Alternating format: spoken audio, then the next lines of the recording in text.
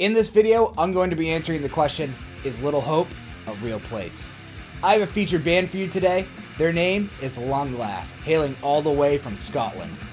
This is their song, Make It Better, and if you like it, please check out more of their material by clicking their link tree in the description right down below.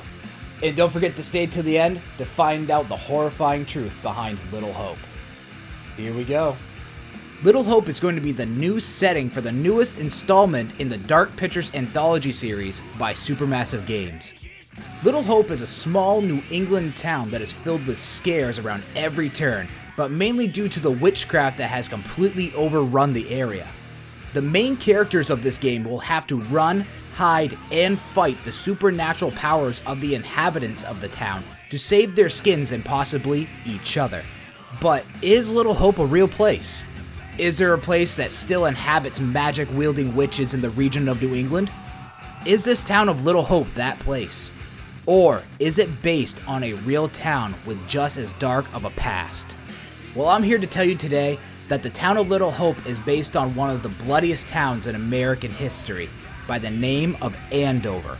Andover is located in the state of Massachusetts, about 15 miles northwest of Salem Village. These days, Andover is mostly known for having one of the most prestigious independent prep schools in the United States, and having one of the lowest crime rates in comparison to major cities, towns, and villages in the nation. But this was not always the case. Andover was home to the accused, the tortured, and the death of many innocent people. Andover was smack dab in the middle of the witch trials that expanded the entire region during this time. But unlike the Salem witch trials that are so famously known about these days, the trials in Andover are known to be much more gruesome, and the convictions were higher in number, having the most convicted people of witchcraft in all of New England. The first to be convicted of witchcraft when the hysteria of Salem spread to Andover was a woman by the name of Martha Carrier. Martha was well known in the town for being very outspoken amongst her peers, all the while being very strong-willed. Now, by today's standards, those are very admirable traits. But in the late 1600s, not so much.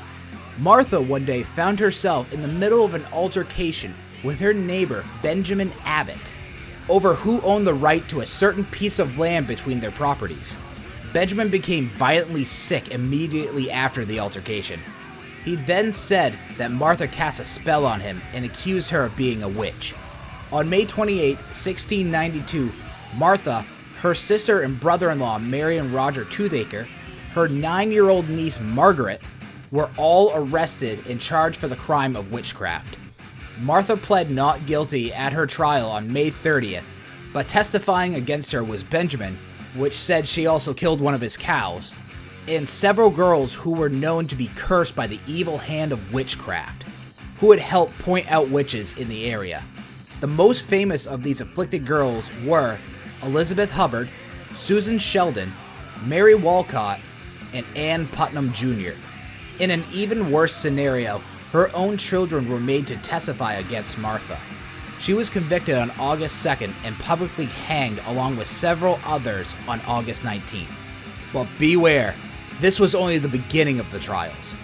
In July of the same year, a man by the name of Timothy Swan supposedly came down with some type of sickness and started pointing out people in the area and accusing them of witchcraft as well. He was then joined by Mary Walcott and Ann Putnam Jr., helped him point out even more people. Between the months of July and September of 1692, Justice of the Peace Dudley Bradstreet wrote out and issued 30 arrest warrants for the accused people of Andover. And this was just the start. By the end of the witch trials, over 80% of the residents of Andover were involved in the trials in one way or another, which is broken down to over 40 people being convicted of the crime of witchcraft, most of which were women and children. More than 200 people were accused in the area, and only about 25% of that number came from Salem. Between Salem and Andover, over 20 people were executed. This was indeed a very gruesome time to live. Even though Little Hope is not a real place, it is based on one of the most historically gruesome towns in America. The dark picture's Little Hope very well could reflect the pain and the suffering that happened during these times of these wrongful accusations. Ghosts of the wrongfully accused could lurk around every turn. Or were there really witches that harbored the woods of Andover? Will there be witches harboring the woods of Little Hope? Only time will tell. My name is Shayne Static, and I'll see you guys next time. Take care.